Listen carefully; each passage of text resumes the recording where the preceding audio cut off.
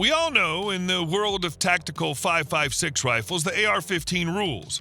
Oftentimes, it seems like the only choice for a modern semi-auto 5.56 caliber rifle. But what if I told you there were better, or at the least, alternative options? So I seek out alternatives, and I found a handful worthy of being called AR-15 replacements in various configurations and designs. Let's dive in. IWI US has developed a semi-automatic model of its Carmel rifle system, bringing it to the American market. Based on the combat-proven Israeli weapons system, the stateside Carmel will come in 5.56 NATO and features a short-stroke gas piston-operated action, along with many of the components that made its predecessor great in the hands of professional operators. What makes the Carmel intriguing is that it's made from steel, aluminum, and high-strength impact-modified polymer, and is entirely bilateral with left and right side safety levers, magazine releases, and bolt catches. IWI US issues a non-reciprocating charging handle, which is left and right side operational too. The action utilizes a rotating bolt system similar to the AR-15's design, and thanks to the two-position gas regulator, switching the rifle into suppressed mode is not only quite simple, it's effective at maintaining reliability. All metal parts of the IWI US Carmel are corrosion-resistant, and the 16-inch barrel is a cold hammer forged steel unit that's chrome-lined for durability and free-floating for enhanced accuracy.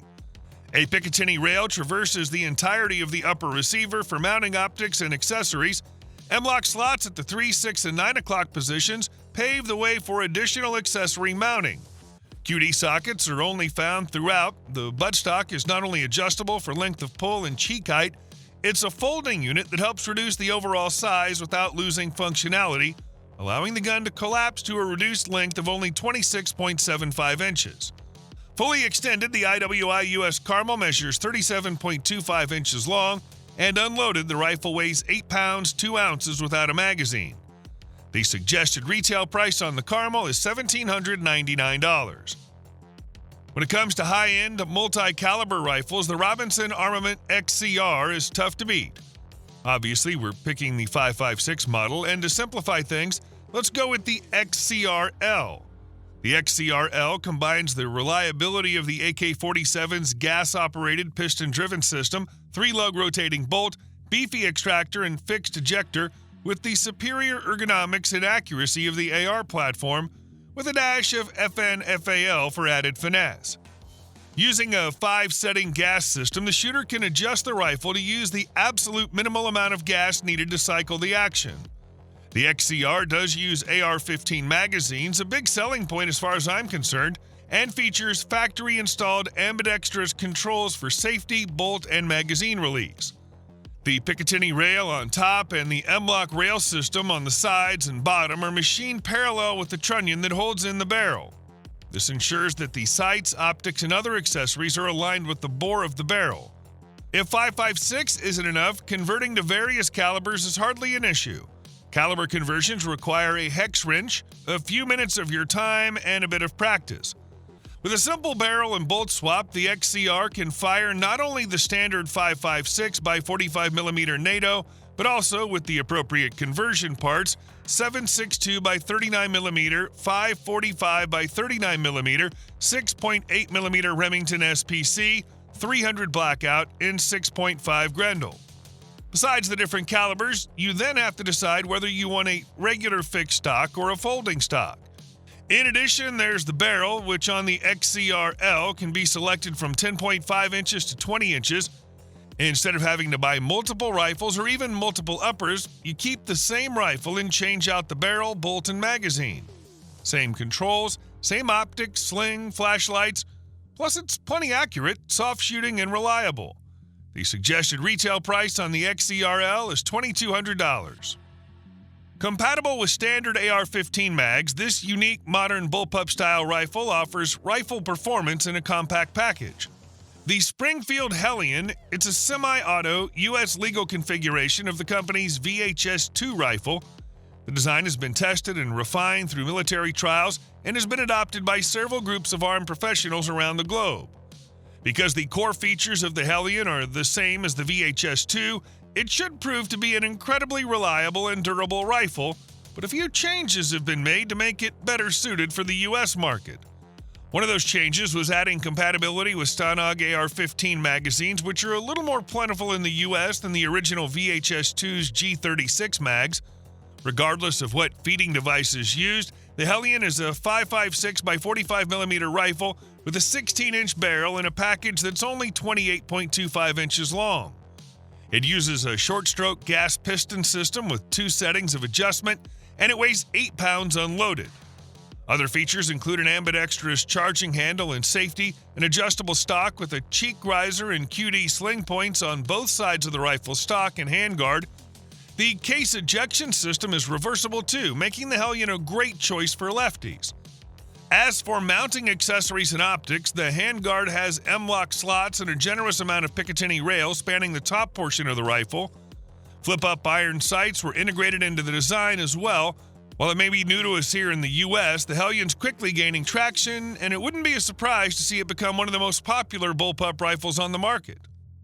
When shooters think about modern rifles, Israel Weapons Industries Taver is probably what comes to mind.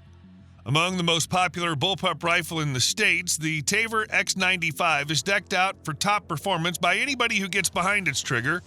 Starting there, the rifle has a downright excellent trigger, breaking at a crisp 5 to 6 pounds. For bullpup fans, this is worth the price of entry alone, but the 5.56 NATO rifle has more to offer, including ambidextrous controls, ample optics rail, as well as rails at the 3, 6, and 9 o'clock positions, Stanag magazine compatibility, and plenty of sling mounting points. Ergonomics are right on the money too. An ample forend facilitates the utmost control and makes transitioning targets frighteningly quick. Given the Taver is a kitten in the recoil department, you can make its nimbleness pay off. As to the tail of the tape, the rifle boasts a 16-inch barrel and is a compact 26 inches in overall length.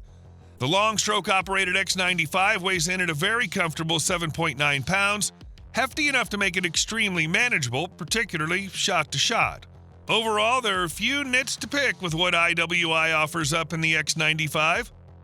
This is the third generation of the extremely popular CZ Bren rifle platform, which is currently in the arsenal of the Czech Army and other armed forces around the world. One of the key features of the CZ Bren 3's high modularity is the easily replaceable extended forend, which is made of highly durable aluminum alloy. The standard extended forend is equipped with an M-lock interface for mounting a wide range of accessories such as sights, flashlights, laser markers, and more. Fully ambidextrous AR-style controls include a 45-degree firing mode selector, magazine release, and bolt release. The non-reciprocating charging handle is on both sides of the firearm. One side has a fixable handle and the other side has a folding handle, with both handles being swappable. The CZ Bren 3 comes in 2 standard calibers and several barrel lengths. The 5.56 by 45 NATO caliber version is available with a 7-inch, 11-inch, 14.5-inch, or 16.5-inch barrel. The 30 AAC blackout caliber version is available with a 7-inch or 9-inch barrel. All versions of the third-generation CZ Bren meet the demanding requirements of NATO AC 225 D14 tests, and users can fully rely on them for reliable operation in the most demanding conditions, such as high or low temperatures, salt water, sand, mud, and dust. Known as the Jackal 2.0, this long-stroke piston-driven rifle takes its cues from both the AR-15 and AK. Updating some features, the Jackal 2.0 will now come with a proprietary lower to improve on the looks and feel, while also outfitting itself with a new AXR stock. This stock is adjustable for length of pull and can be folded to the left side and locked into place. The pistol grip is PSA's own ergonomic design made specifically for the Jackal. In addition to some upgrades, PSA shaved some weight off the Jackal 2.0, trimming its width. This brings a more comfortable shooting experience. Other notable changes include the charging handle, which is now located rearward and has a spring-loaded snag-free profile. If you want to swap out barrels, PSA has made that easier, streamlining the process so DIYers will have a much simpler task of swapping out barrels. The PSA Jackal 2.0 is available in 5.56 NATO and 300 BLK currently. The Mini 14 rifle, designed and developed by Ruger, is in widespread use as a ranch rifle, defensive weapon, and even a hunting gun. Now in its fifth decade, the Mini 14 shows no sign of going out of production anytime soon. The Mini 14 uses a Garand-style action that's fairly robust, although somewhat outdated these days. However, it offers excellent durability, reliability, and intuitive controls, all while retaining the classic lines of older hunting rifles or military service guns. Over the years, accuracy-enhancing features have been added to the original Mini 14. Ruger added a stouter tapered barrel and improved the gas system to reduce vibration. Along with adding a Picatinny rail to mount a greater variety of optics, they also added front sight-protecting wings and integral scope mounting bases with rings. While there are some features that all Minis have in common, Ruger offers various configurations and models so that you can get the Mini that's best for you. Just recently, Ruger announced that it's offering the Mini in 300 Blackout, which should make an already proven platform even more appealing and versatile, especially for those who would like to hunt with a Mini in areas that require a caliber greater than that of the .223 Remington. Of course, the Mini has been available in 7.62 by 39mm for years as the Mini 30, albeit limited to 20-round factory magazines.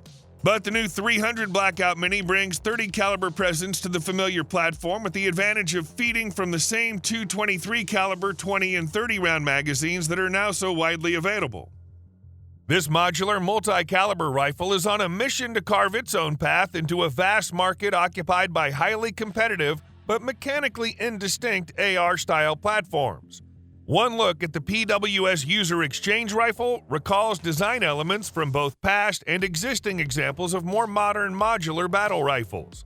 In the case of the long-stroke piston-driven UXR, however, the patent-pending system of component interchangeability promises to allow users to quickly convert between alternate calibers on the same serialized platform by effortlessly exchanging just three parts: the magazine well, barrel, and bolt head.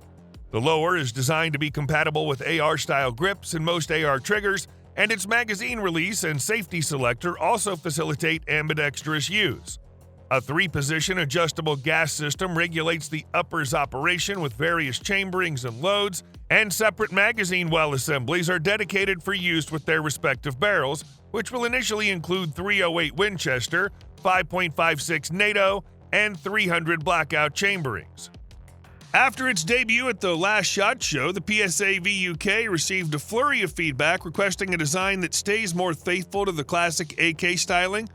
PSA has responded by implementing several aesthetic and functional changes that blend tradition with innovation.